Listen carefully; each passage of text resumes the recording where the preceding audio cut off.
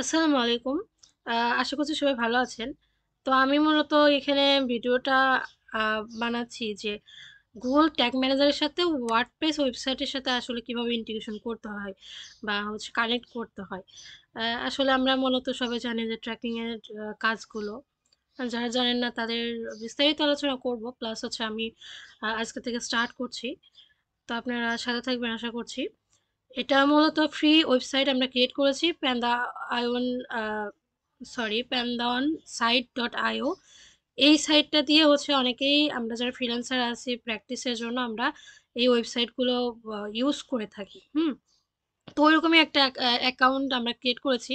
মানে WordPress website আমরা create করেছি এবং ট্যাগ ম্যানেজারটাও ক্রিয়েট করেছি। তো আপনারা চাইলে YouTube থেকে এই ট্যাগ ম্যানেজার এবং ফ্রি ওয়েবসাইট আসলে কিভাবে ক্রিয়েট করতে হয় এগুলো দেখে নিতে পারেন। আর ট্যাগ ম্যানেজার খুবই সহজ। একটা জাস্ট Gmail দিয়ে অ্যাকাউন্ট ক্রিয়েট করা যায় এবং যদি ধরেন আপনার অলরেডি অ্যাকাউন্ট আছে এখান থেকে আপনারা চাইলে অ্যাকাউন্ট ক্রিয়েট করতে পারেন। তো আমাদের যেটা কাজ আমরা ওয়ার্ক স্পেসে যাব এবং এখানটাতে যেমন আছে ওরকম থাকবে। এবং আমাদের যে ফ্রি ওয়েবসাইটটা আছে এখানে আমরা ড্যাশবোর্ডে আসবো, লগইন করে নিব। আর মোটামুটি আমাদের ফ্রি ওয়েবসাইট এবং আমাদের যে পেইড ওয়েবসাইটের যে ব্যাকএন্ডের যে এই যে অপশনগুলো সবই একদম সেম টু সেম। সো এখানে প্র্যাকটিসের জন্য যা দেখছেন আপনি লাইভ প্রজেক্ট করতে গেলেও সেম পাবেন। সো সেক্ষেত্রে আসলে ভয়ের কিছু নাই। তো আমরা ব্যাকএন্ডে আসার পরে এখানে প্লাগইন খুঁজবো। প্লাগইনটা আসলে একটা প্লাগইন ইনস্টল দেওয়ার জন্য আমরা প্লাগইনে যাব। হ্যাঁ, তো এখানে এসে অ্যাড নিউ প্লাগইন। এরপর আমরা এখানে সার্চ দিব GTM, হ্যাঁ, বা GTM কিট লিখে সার্চ করলে দেখেন প্রথম যে প্লাগইনটা আছে এই প্লাগইনটা ইনস্টল দিয়ে দিব। হ্যাঁ, এরপর অ্যাক্টিভ অ্যাক্টিভ করে দিব। এরপর যেটা আসছে যে সামথিং ইজ নট, আচ্ছা আসছে একটু। এরপর আপনাদের এরকম শো করবে। তো আমাদের যেটা কাজ আমরা এখানে যাব, এখানে গিয়ে আমাদের এই যে এখানে যে কোডগুলো আছে বিভিন্ন ওয়েতে ইন্টিগ্রেশন করা যায়, বাট এটা আসলে আমাদের অন্য একটা কাজেও লাগবে। সো পরবর্তীতে আমরা বুঝবো যে আসলে আমাদের জিটিএম কিটটা আসলে অন্য কাজে কেন লাগে এবং সেটা কিভাবে ব্যবহার করতে পারি। এটা পরবর্তীতে হয়তো বুঝতে পারবো। বাট আমরা এখন আপাতত ইন্টিগ্রেশন করছি জিটিএম কিট দিয়ে। সো এখানে আমরা অন্য ওয়েতেও ইন্টিগ্রেশন করতে পারি। যেমন এই কোডগুলো বসাতে পারি। হেডের অপশনে অ্যাপিয়ারেন্সে গিয়ে theme dot liquid header dot PSP আর কি। তো এই ব্যাকএন্ডে বিভিন্ন ওয়েতে বসানো যায়।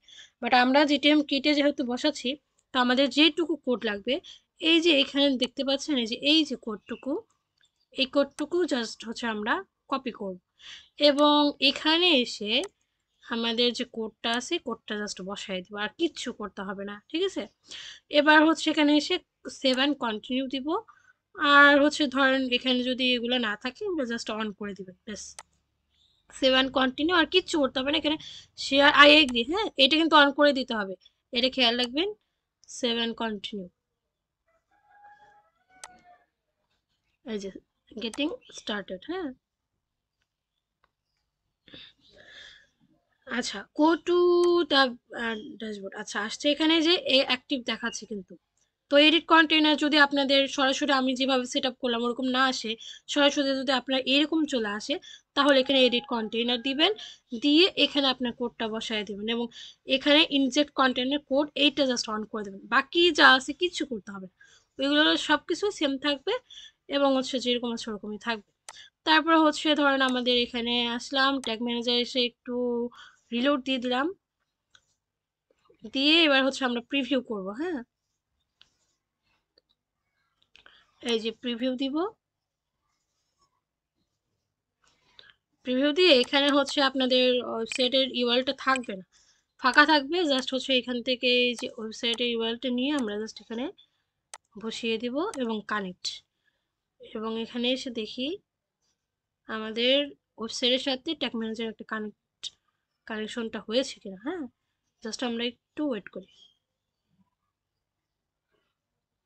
এই যে এসে গেছে, এই যে ট্যাগ অ্যাসিস্ট্যান্ট কানেক্টেড। এবং এইখানে যদি আপনি আসেন, দেখেন এই যে কানেক্টেড যে হয়েছে এর প্রমাণটা এখানে আমরা পেয়ে গেছি। হ্যাঁ, সো আমাদের যেটা পরবর্তীতে ভিডিওতে আমরা আরো অনেক কিছু শিখবো। সাথেই থাকুন, ঠিক আছে? আসসালামু আলাইকুম, ভালো থাকবেন।